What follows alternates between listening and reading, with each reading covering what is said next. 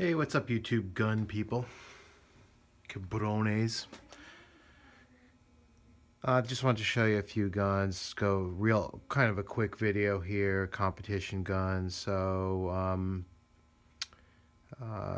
yeah, and for self-defense you'd set them up differently too, but my new favorite's this gun right here, CZ SP01 Shadow. That's been Cajunized by Cajun Gun Works. This is just a fantastic gun. The action on this gun is, they're all been checked, there's no magazine. The action on this gun is double single, so the first shot can be like that. After you pull the trigger, it's single action. So it's a double and a, oops, let me do that again. Double and then a single action. I've done other videos on the reset and the trigger pull. This thing is smooth as smooth can be.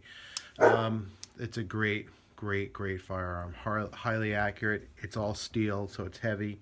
Full length dust cover makes it nice and heavy, so the recoil is really nice.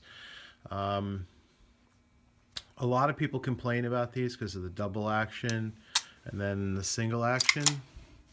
And I guess that depends on you. I kind of like it. The position you shoot in for production or SSP would be hammer down, safety off. When you come out of the holster, before you get your hands together, you can start when you get, after you get your hands together, you can start working that trigger as you're coming onto the sight picture, and then you keep it moving. So it's kind of like shooting a revolver. It actually will get your trigger moving, and I think it helps me on my first shot.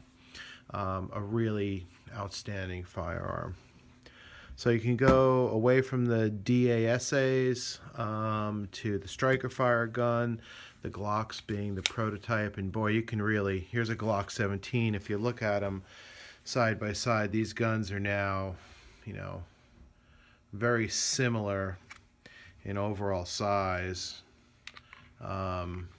except the fact that this thing feels like a brick. It's very muzzle heavy, and this thing feels like a feather. For me, that makes a big difference in shootability. For me, not for everybody. I also think the trigger you can get on the CZ is much better than any trigger you can get on the Glock. You can work these, and I've worked this one a lot. There's still a Glock trigger at the end of the day. Nothing wrong with it. I'm just saying it's not as good as you could possibly get. So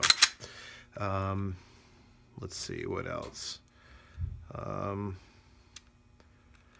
You know, they have that tab in there and all that jazz too, right? I mean, so you know, it's just something to think about. You know, when you're deciding on a pistol, this of course doesn't have a hammer like the CZ does. It's striker fired, so the striker's under partial tension, and you can't pull the trigger unless you depress that tab in the center of it. But essentially what happens here is you start to, when you press the trigger, a trigger bar comes back and pushes that sear, the striker, and then eventually off the sear, releases it from the sear, and the firing pin or the striker would fall and set it off. So really nice guns. They're accurate. Intrinsic mechanical accuracy I don't think is as good as the CZ, in my opinion, but it's damn good. It's probably better than we can shoot. You can certainly shoot one-hole drills with these guns all day long. So the big brother of that would be the Glock 34. It's basically it is the same exact frame, and it's just a little bit longer. So if you line these up, you can see the Glock 34. I don't know, it's about a ½ inch longer, right? You can see it right there. So there you go.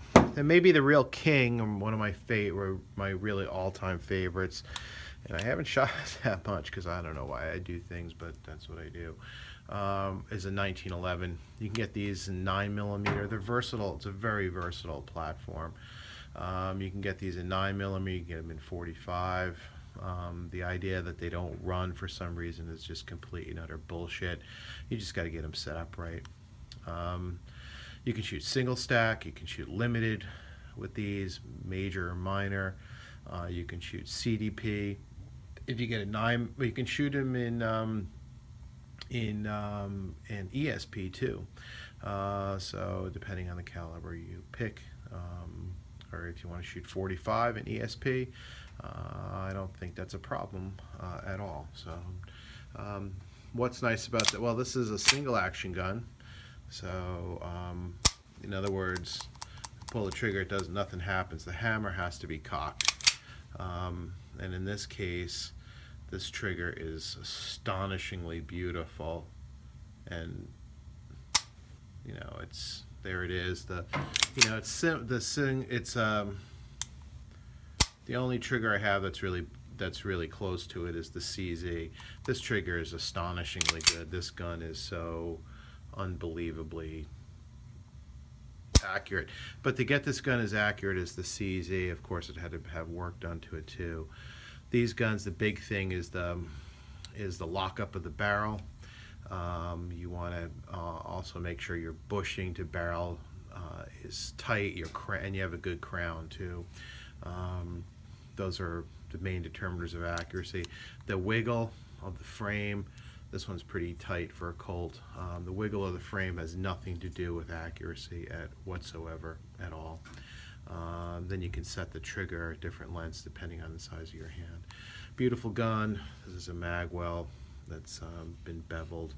Not as beveled as I would like it to be, but that's a project for another day with my gunsmith. So just a little bit of gun talk for you, some basics, and I hope to talk to you all soon.